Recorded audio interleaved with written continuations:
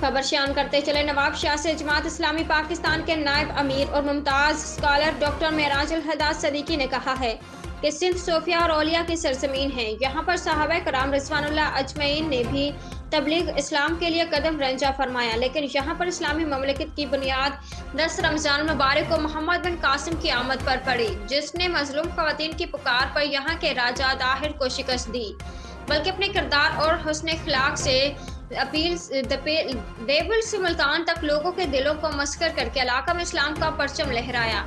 जमात इस्लामी की जानिब यौम बाबल इस्लाम की तकरीब जो सांगढ़ रोड पर वाक़िया एक मुकामी स्कूल में मुनक्किद हुई, जिसमें मुख्तलिफ तबकात से ताल्लुक़ रखने वाले अफराद ने बड़ी तादाद में शिरकत की। खिताब कर रहे थे उन्होंने कहा कि रमज़ान मुबारक तरबियत और तज़किया नफ्स का महीना है और उसके साथ उसके बाद भी हमारी ज़िंदगियों पर नज़र आने चाहिए।